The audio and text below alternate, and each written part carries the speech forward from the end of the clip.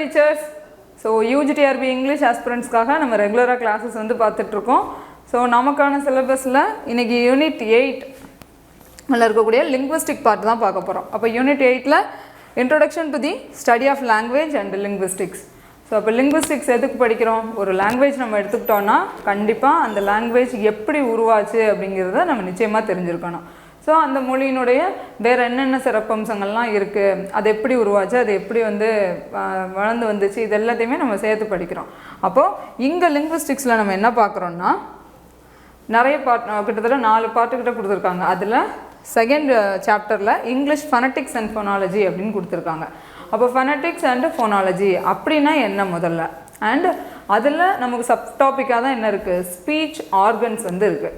அப்போ இன்றைக்கி நம்ம பார்க்க போகிறது ஸ்பீச் ஆர்கன்ஸ் தான் பார்க்க போகிறோம். ஓகே, இதில் பாருங்கள், முதல்ல லிங்குவிஸ்டிக்ஸ்னால் என்ன, is a scientific and systematic study of language. Okay, ஒரு மொழியை பற்றி நம்ம சயின்டிஃபிக் அண்ட் சிஸ்டமேட்டிக்காக படிக்கிறது.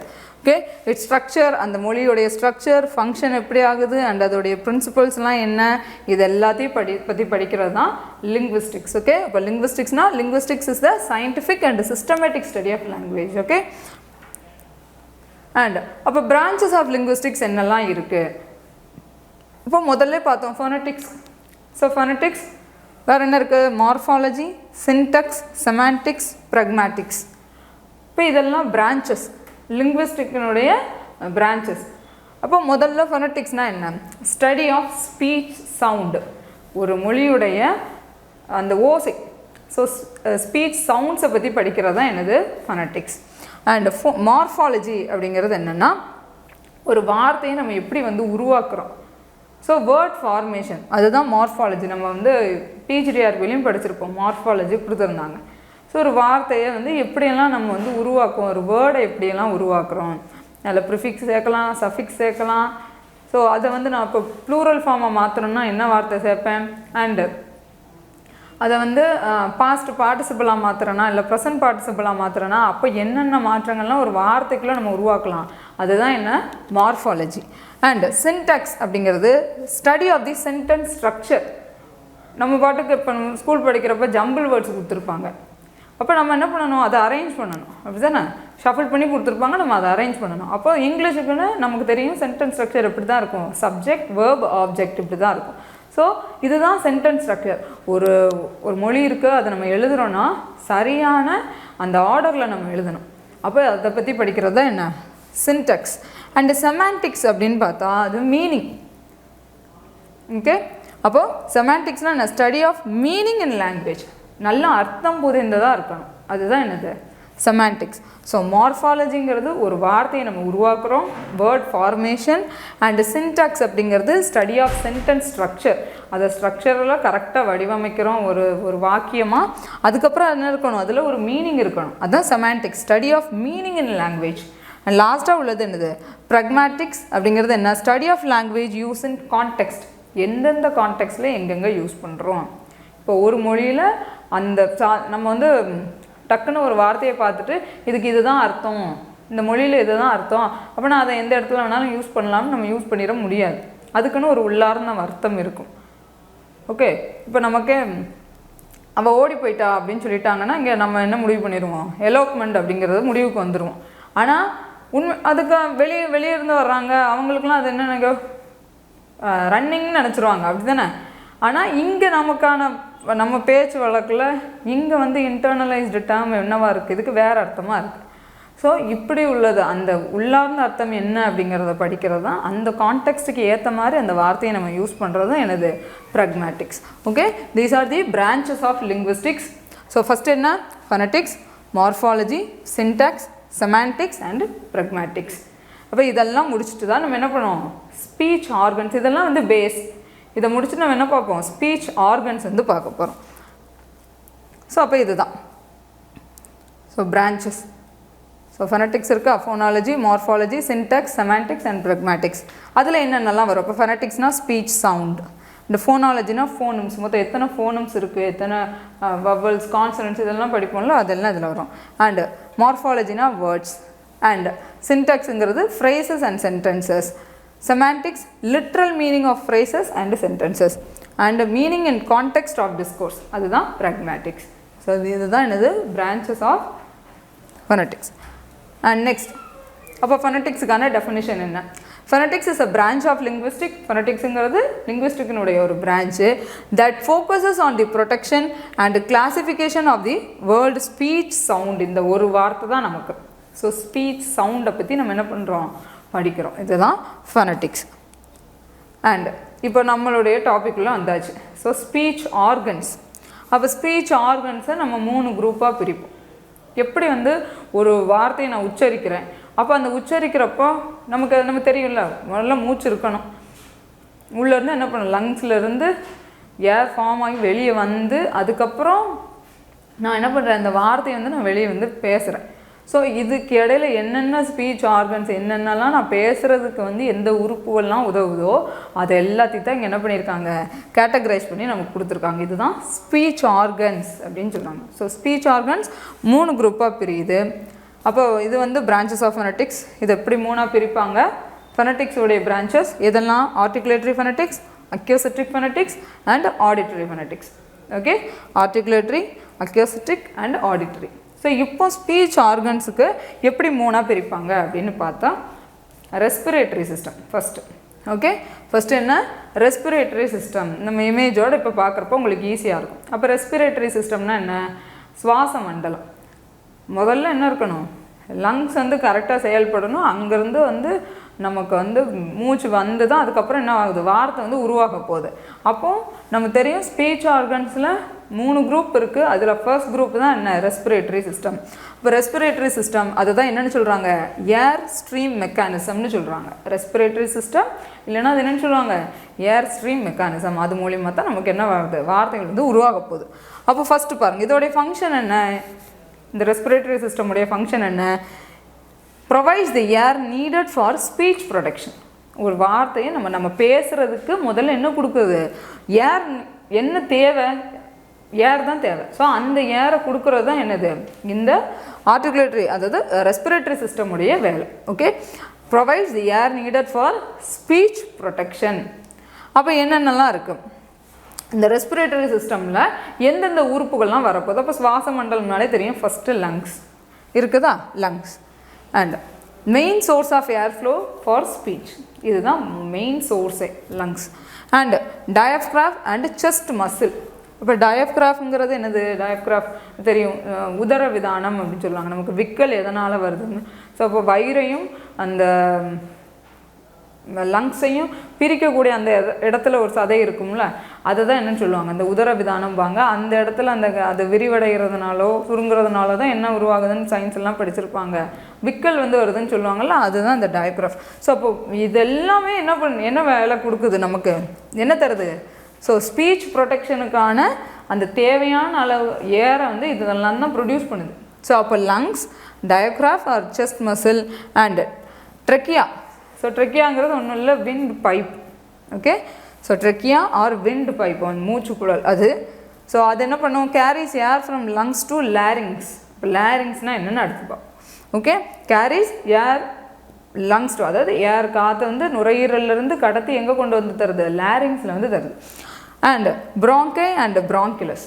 ஸோ ப்ராங்கை அப்படிங்கிறது அந்த மூச்சுக்குழாய், நம்ம லங்ஸ்லேருந்து பிரிஞ்சு அந்த மூச்சுக்குழாய் வந்து உள்ளே வந்து நிறைய பைப்பாக போகும், டியூபாக இருக்கும். ஸோ அந்த டியூபெல்லாம் தான் என்னென்னு சொல்கிறாங்க, ப்ராங்கை அப்படின்னு சொல்லுவாங்க. So air passes inside the lungs, லங்ஸுக்குள்ளே சரியா, லங்ஸுக்குள்ளே போய் நிறைய சின்ன சின்ன டியூப்ஸ் மாதிரி போகுதுல்ல, அதை தான் என்னென்னு சொல்கிறாங்க, bronchi. And ribs and intercostal muscles. So ரிப்னா தெரியும், இந்த மசில் இருக்கும். ஸோ அது என்ன பண்ணுதான், help expand and compress lungs. Lungs வந்து சுருங்கி விரிவடைகிறதுக்கு உதவுறது தான் என்னது, இந்த ரிப். ஸோ இதெல்லாம் சேர்த்து தான் என்னது, ரெஸ்பிரேட்டரி சிஸ்டம். அப்போ ரெஸ்பிரேட்டரி சிஸ்டமில் எந்தெந்த ஆர்கன்ஸ் எல்லாம் வருது, முதல்ல lungs, diaphragm, trachea, bronchi and ribs. Okay, இந்த ரிப்பெல்லாம் சேர்ந்து தான் என்ன ஆகுது, முதல்ல நமக்கு பேசுகிறதுக்கு தேவையான அந்த காற்றை வந்து கொடுக்குது. ஸோ இது எதுக்கு கீழே வந்துடுது, ரெஸ்பிரேட்டரி சிஸ்டம் ஆர் ஏர் ஸ்ட்ரீம் மெக்கானிசம்க்கு கீழே வந்துடுது.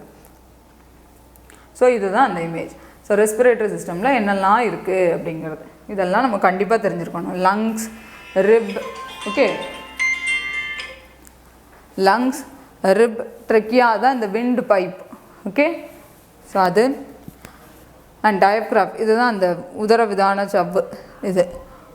அண்டு ப்ராங்கைஸ் இருக்குதா, ப்ராங்கஸ் அண்டு ப்ராங்கை. ப்ராங்கஸ்ங்கிறது இந்த ஒரு டியூப் வந்து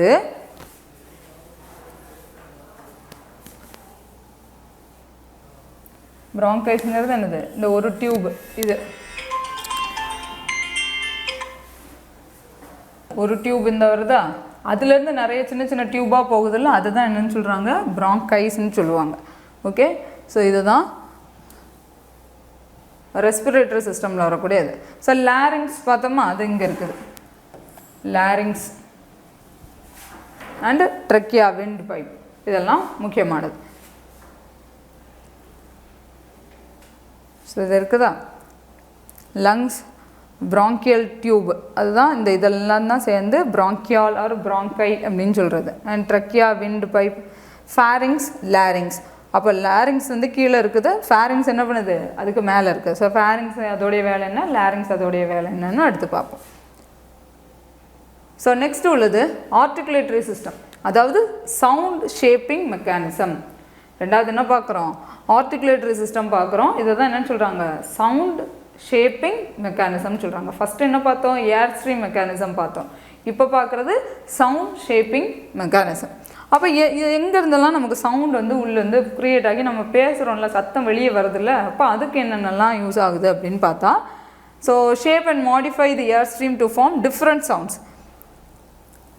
என்னென்னலாம் வரும், என்னென்ன சத்தங்கள்லாம் எந்தெந்த உறுப்புகள்லாம் என்னென்ன மாதிரியான சத்தங்கள்லாம் க்ரியேட் பண்ணுங்கிறது தான். இப்போ பல்ல கடிச்சிட்டு பேசணுன்னா அது ஒரு மாதிரி சவுண்டு இருக்கும், அப்படி தானே. ஸோ அப்போ என்னென்ன ஆர்கன்ஸ் எல்லாம் இதில் வருதுன்னா, tongue, lips, teeth, alveolar ridge, hard palate and soft palate அப்படிலாம் வரும். அப்போ ஃபஸ்ட் என்னது டங். டங்குன்னு பார்த்தோம்னா நம்ம வந்து டங் டிப், அதாவது நுனி நாக்கில் இங்கிலீஷ் பேசுகிறப்ப என்ன சொல்லுவாங்கன்னா, நுனி நாக்கில் தான் இங்கிலீஷ் பேசணும் அப்படிலாம் சொல்கிறாங்கல்ல, அதுமாதிரி ஓப்பன் த்ரோட்டில் பேசக்கூடாதும்பாங்க. இங்கிலீஷ் பேசுகிறப்ப அப்படியே இந்த லிப்ஸ் இங்கே மட்டுமே இப்படி இப்படி பேசணும்பாங்க, அப்போ தான் அது கேட்குறதுக்கு நல்லாயிருக்கும்னு. தமிழ் பேசுகிறப்ப ஓப்பன் த்ரோட்டில் பேசணும், ஏன்னா அது அந்தளவுக்கு நம்ம வந்து எக்ஸ்ப்ரெசிவாக கொடுத்தா தான் அந்த ஸ்பீச்சுக்கு நல்லாயிருக்கும். பட் இங்கிலீஷுக்கு நம்ம ஒரு எலக்வேஷனில் போய் பேசுகிறோன்னா அங்கே என்ன தான் இருக்கணும், டங் டிப், அதாவது அந்த நுனி, அதாவது ரொம்ப ஓப்பன் த்ரோட்டில் பேசாமல் இருக்கணும், அதுதான். ஸோ அப்போ டங்குனா டிப் ஃபஸ்ட்டு, அது நுனி, நாக்கினுடைய நுனி, அது அடுத்து ஃப்ரண்ட்டு, பேக்கு, ஸோ உள்ள, ஸோ ரூட், இது எல்லாமே நமக்கு என்ன ஆகுது, பேசுகிறப்ப நம்ம பயன்படுத்துகிறோம். அது அடுத்தது லிப்ஸ். லிப்ஸ்ன்னு பார்க்குறப்ப பிலேபியல், லேபிடோடெண்டல் சவுண்ட்ஸ் அண்டு வவ்வல் ரிசவுண்டிங். அப்போ லிப்ஸுங்கிறப்ப அப்பர் லிப், லோவர் லிப் இதை யூஸ் பண்ணுறோமா, இது ஒன்று. அடுத்தது டீத். டீத்துன்னு சொல்கிறது தான் டென்டல் ஒரு labiodental sound. And next alveolar ridge அப்படிங்கிறது என்னென்னா, பல்லுக்கு பின்னாடி இப்படி நீங்கள் வந்து பல்லி அப்படின்னு சொல்கிறீங்கன்னு வைங்க, இல்லைனா லட்டு அப்படின்னு சொல்கிறீங்கன்னா, அந்த லானா வந்து ஃபஸ்ட்டு எப்படி தொடுறோம், இந்த பல்லுக்கு பின்னாடி இருக்கக்கூடிய அந்த ஃபஸ்ட்டு இடம், அதுதான் வந்து ஆல்வியோலர் ரிட்ஜும்பாங்க. Okay, teeth ridge or alveolar ridge. அது அடுத்தது ஹார்ட் பெலைட்டுங்கிறது பள்ளிக்கூடம், ஸ்கூல் சொல்கிறப்ப ஃபஸ்ட்டு அந்த முதல்ல வந்து இந்த எட்ஜு, அடுத்து கொஞ்சம் பின்னாடி போவோம், அது பள்ளிக்கூடம். லாஸ்ட்டாக சொல்லுவோம்ல பழம் அப்படின்னு சொன்னோன்னா பின்னாடி நாக்க தள்ளுவோம். அப்போ வந்து தான் அந்த மேல் அன்னத்தை தான் இவங்க மூணாக பிரிக்கிறாங்க. ஒன்று நம்ம அந்த நம்ம சொல்கிற அந்த 3 லா, ஃபஸ்ட்டு லா என்னது, பள்ளி, செவத்தில் போகிற பள்ளி அப்படின்னோடனே பல்லுக்கு பின்னாடி ஃபஸ்ட்டு என்ன பண்ணுறோம், அந்த நாக்கு வந்து படும், அதுதான் ஆல்வியோலர் ரிட்ஜ். அடுத்து கொஞ்சம் ஸ்கூல் அப்படின்னு சொல்கிறோன்னா பள்ளி அப்படின்னு சொல்லுவோம். அப்போ அதுதான் என்னது, ஹார்ட் பெலைட். நீங்கள் நாக்கு வச்சு தொட்டு பார்த்தீங்கன்னா அந்த மேல் அன்னம் எப்படி இருக்கும், ஹார்டாக இருக்கும். பழம் அப்படின்னு சொல்கிறப்ப நாக்கு நல்ல பின்னாடி வளைஞ்சு போகும், அப்போ என்ன இருக்கும், சாஃப்டாக இருக்கும், அதுதான் சாஃப்ட் பெலைட். ஓகே, ஹார்ட் பெலைட்னா என்ன, சாஃப்ட் பெலைட் எங்கே இருக்கும், அண்ட் ஆல்வியோலர் ரிட்ஜ்னா என்ன, இது 3 தெரிஞ்சாச்சா. அடுத்தது அந்த சாஃப்ட் பெலைட், அது என்னென்னு சொல்லுவாங்களா, வெலம் அப்படின்னு சொல்லுவாங்க. அடுத்தது உவியூலா. ஸோ உவியூலா அடுத்தது, இந்த உவியூலாங்கிறது உள்ளே நீங்கள் பார்த்தீங்கன்னா நாக்குக்குள்ளே ஒரு குட்டி நாக்கு ஒன்று இருக்கிற மாதிரி இருக்கும் அது. ஸோ அதை கிரேப்னு சொல்லுவாங்க இதில். அண்டு கேவிட்டிஸ், அந்த ரூஃப் ஆஃப் தி மவுத், அந்த அதாவது வாயினுடைய கூரை, இதை தான் சொல்கிறது.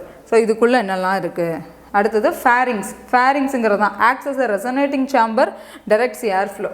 தூரத்தில் இருக்கிறவங்கள நம்ம வந்து கூப்பிடுவோம்ல, ஏய் அப்படின்னு சொல்லிட்டு சத்தமாக கூப்பிட்டு ஒருத்தவங்களை கூப்பிடுறப்ப இந்த பார்ட் தான் நமக்கு யூஸ் ஆகும், அதுதான் எனது ஃபேரிங்ஸ்ன்னு சொல்கிறது. ஓகே அதான் இந்த ஃபேரிங்ஸ் மூலியமாக தான் produce distinct speech sounds by articulations and resonance. Okay so இந்த ஸ்பீச் ஆர்கன்ஸ் எல்லாம் எதுக்கு கீழே வருது? ஆர்டிகுலேட்டரி சிஸ்டம், அதாவது சவுண்ட் ஷேப்பிங் சிஸ்டம்க்கு கீழே வருது. ஓகே ஸோ இதுதான் ஆர்டிகுலேட்டரி சிஸ்டம்க்கான இமேஜ். இப்போ பாருங்கள் இதுதான் பொலைட். அப்போ சாஃப்ட் பொலைட் எது, ஹார்ட் பொலைட் எது? வியூலா அப்படிங்கிறது நம்ம நாக்குக்கு நல்ல வாயை திறந்துட்டு உள்ளே பார்த்தா என்ன இருக்கும், குட்டியாக ஒரு நாக்கு தெரியுங்களா, அதுதான். அடுத்தது டான்சில், அதெல்லாம் தேவையில்லை. ஃபேரிங்ஸ் எங்கே இருக்குது, லேரிங்ஸ் எங்கே இருக்குது? ஓகே இங்கே இருக்குது லேரிங்ஸ். அடுத்தது வோக்கல் கார்ட்ஸ், நம்ம இதுக்கு அடுத்து அதுதான் பார்க்க போகிறோம். ஸோ வோக்கல் கார்ட்னா என்ன அண்டு க்ளாட்டஸ்னால் என்னங்கிறது தான் நெக்ஸ்ட்டு பார்க்குறோம். ஸோ அடுத்தது ஃபேரிங்ஸ், டங், வியூலா, ஓகே லிப்ஸ், இதுதான் ஆல்வியோலர் ரிட்ஜ், பல்லுக்கு ஸ்ட்ரைட்டாக பின்னாடி. ஓகே ஸோ இதுதான் தி ஆர்கன்ஸ் ஆஃப் ஸ்பீச். நீங்கள் இந்த பிக்சர் ஒரு 2-3 தடவை பார்த்தீங்கனாலே இந்த பாட்டு இங்கெங்கெல்லாம் இருக்குது, என்னென்ன ஆர்கன்ஸ் எந்தெந்த கேட்டகரிக்கு கீழே வருதுங்கிறது தெரிஞ்சிருக்கணும். ஓகே அதான். இப்போ நீங்கள் இந்த ஹார்ட் பொலைட், சாஃப்ட் பொலைட் இருக்கா, பின்னாடி சாஃப்ட் பொலைட். இப்போ ஃபேரிங்ஸ் எங்கே இருக்குன்னு பார்த்துக்கோங்க. ஸோ ரெசனேட்டருன்ட்டாங்க. ஸோ அப்படின்னு சொல்லிட்டு தூரத்தில் இருக்கவங்கள கூப்பிடுறாங்களா, அந்த மாதிரி சத்தம் கொடுக்குறது அங்கேருந்து தான் வருது. அடுத்து லேரிங்ஸுங்கிறது எங்கள் பக்கத்தில் இருக்குது, வோக்கல் கார்டு பக்கத்தில் இருக்குது. ஓகே வோக்கல் கார்டுக்கு மேலே இருக்கிறது தான் என்னது, லேரிங்ஸ். அதுக்கும் மேலே இருக்கிறது தான் ஃபேரிங்ஸ். அடுத்து லாஸ்ட்டாக பார்க்க போகிறது phonatory சிஸ்டம் அல்லது வாய்ஸிங் மெக்கானிசம். அப்போ நமக்கு தெரியும் குரல் வலை. ஸோ தொண்டை அப்படிங்கிறது வேறு, குரல் வலை இங்கே இந்த வோக்கல் கார்டு அப்படிங்கிறது வேறு. ஸோ அப்போ இந்த வோக்கல் கார்டோடைய வேலை என்ன, அது எப்படி இருக்கும், அதுக்கு உள்ளே என்ன இருக்குது, இதை தான் இப்போ பார்க்க போகிறோம். அப்போ பாருங்கள் இதில் வரக்கூடிய ஆர்கன்ஸ் என்னென்னலாம் அப்படின்னா லேரிங்ஸ், இதை தான் என்னென்னு சொல்கிறாங்க, voice box. Okay voice box contains vocal cards. So இதுதான் லேரிங்ஸ், இதுக்குள்ளே தான் அந்த வாய்ஸ் பாக்ஸ் இருக்குது, வோக்கல் கார்டு அப்படின்னு சொல்லக்கூடிய அந்த இது இருக்குது. ஸோ லேரிங்ஸ் வாய்ஸ் பாக்ஸ் எதுன்னு கேட்பாங்க, எது லேரிங்ஸை தான் நம்ம என்னென்னு சொல்கிறோம், வாய்ஸ் பாக்ஸுங்கிறோம். ஸோ ட்ரக்கியாவை என்னென்னு சொல்லுவோம், விண்ட் பைப் அப்படின்னு சொல்கிறோம். ஓகே ஃபேரிங்ஸை தான் throat. So லேரிங்ஸ், voice box, fairings, throat, trachea, wind pipe. இதிலே வந்து சம்மப் பண்ணிடலாம். இங்கே ரொம்பலாம் போட்டு இதை ரொம்ப குழப்பலாம் வேண்டாம், ஈஸியாக படிச்சிடலாம். லேரிங்ஸ் அப்படிங்கிறது தான் என்னென்னு சொல்கிறோம், வாய்ஸ் பாக்ஸ், ட்ரக்கியாங்கிறது விண்ட் பைப், அண்ட் ஃபேரிங்ஸுங்கிறது என்னது, த்ரோட். எது எது எங்கெங்கே லொக்கேட் ஆகிருக்குங்கிறது தெரிஞ்சிருக்கணும். அப்போ வோக்கல் கார்ட்ஸ் அப்படிங்கிறது என்ன, ப்ரொடியூஸ் வாய்ஸ்டு அண்ட் வாய்ஸ்லெஸ் சவுண்டு. இப்போ நீங்கள் வாய்ஸ்டு சவுண்டு, வாய்ஸ்லெஸ் சவுண்டு எது அப்படின்னு பார்க்கணுன்னா, இங்கே கை வச்சோம்னாலே இங்கே வைப்ரேட் ஆச்சுன்னா அது வாய்ஸ்டு சவுண்டு.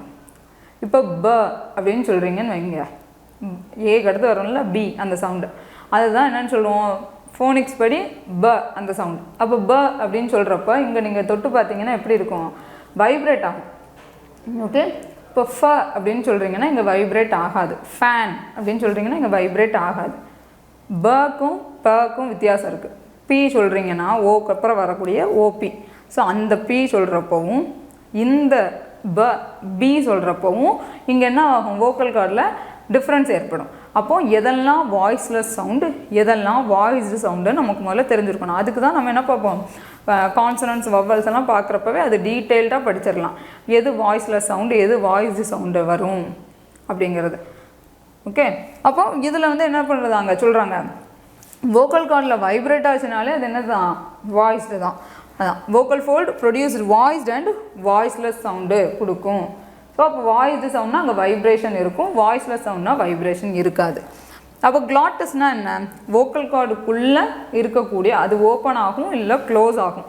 ஸோ அந்த க்ளாட்டஸுங்கிறது அது ஓப்பன் ஆகிறப்ப என்னென்ன சவுண்டெல்லாம் இருக்கும், க்ளாட்டஸ் ஓப்பனாக இருந்தால் என்ன சத்தம் வந்து நமக்கு வந்து வெளியே வரும், க்ளாட்டஸ் க்ளோஸாக இருந்தால் என்ன சவுண்டு வெளியே வரும், இதுதான் நம்ம பார்க்க போகிறோம். அப்போ பாருங்கள் க்ளாட்டஸ்ங்கிறது space between vocal cords controlling air flow. அந்த உள்ளேருந்து லங்ஸ்லேருந்து வரக்கூடிய அந்த ஏரை என்ன பண்ணுதும், இது கண்ட்ரோல் பண்ணி ஒரு சவுண்டை கொடுக்குதுன்னா அது என்ன சவுண்டு. க்ளாட்டஸ் மூடி இருந்துருச்சுன்னா ஏர் ஃப்ளோ என்ன ஆகாது, தடைப்பட்டுரும். அது ஓப்பனாக இருந்ததுன்னா ஏர் ஃப்ளோ ஈஸியாக இருக்கும். அப்போ க்ளாட்டஸ் ஓப்பனாக இருந்தால் என்ன சத்தம் வரும், மூடி இருந்தால் என்ன சத்தம் வரும், இதுதான்.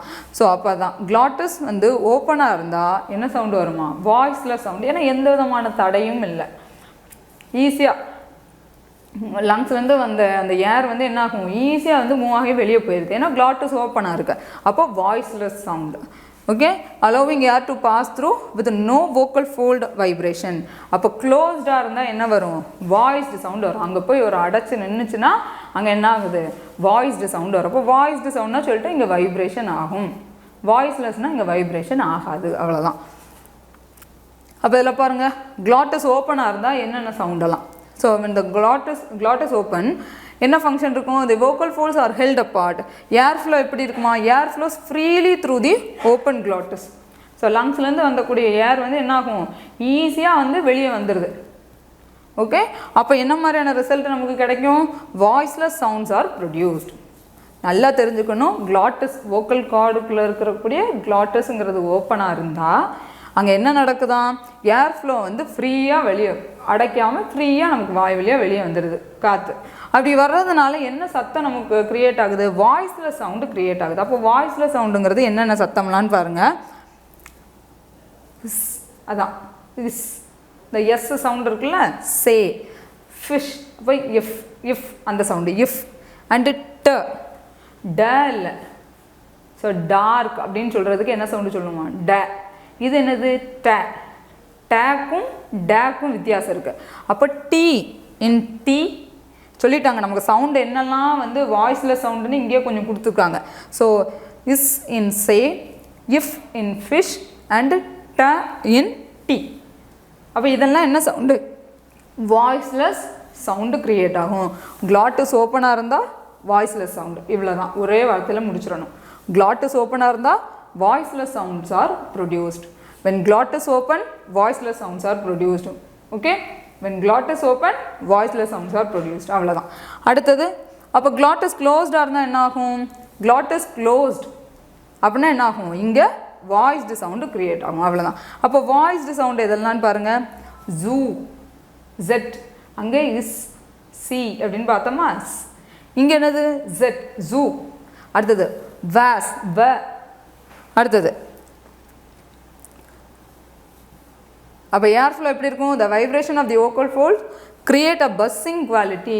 உள்ளே வந்து என்னது? ஃப்ரீயாக ஏர் ஃப்ளோ இருக்காது, அடைச்சி பஸ்ஸிங் குவாலிட்டி மாதிரி அந்த மாதிரியான சத்தம் வெளியே வரும். அப்போது voiced sounds are produced.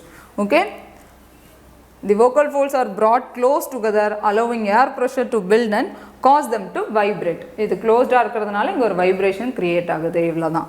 Okay, these are the speech organs. So இதுதான் இந்த லாரிங்ஸ். இந்த லாரிங்ஸ் மேலே இருக்குதா இந்த இது vocal cord. இதுக்குள்ளே இருக்கிறது தான் இந்த glottis. இதுக்கப்புறம் தானே கீழே நமக்கு லங்ஸ் இருக்கும். ஸோ லங்ஸ்லேருந்து வரக்கூடிய ஏரை இது என்ன பண்ணிடும்? ஓப்பனாக இருந்ததுன்னா ஒரு சவுண்டு வெளியே வரும், இது க்ளோஸ்டாக இருந்ததுன்னா ஒரு சவுண்டு வந்து வெளியே வரும். ஸோ இதெல்லாம் தான் முக்கியமானது. ஸோ இதுதான் glottis ஓப்பனாக இருக்கிறது, க்ளோஸ்டாக இருக்கிறது. ஸோ glottis அதான் vocal cord, அதுக்குள்ளே இருக்க glottis, இந்த இருக்குல்ல glottis, இது ஓப்பனாக இருக்கிறப்ப இப்படி இருக்கும், க்ளோஸ்டாக இருக்கிறப்ப இப்படி இருக்கும். ஓகே, ஸோ இந்த பிபிடி யூஸ் பண்ணிக்கோங்க.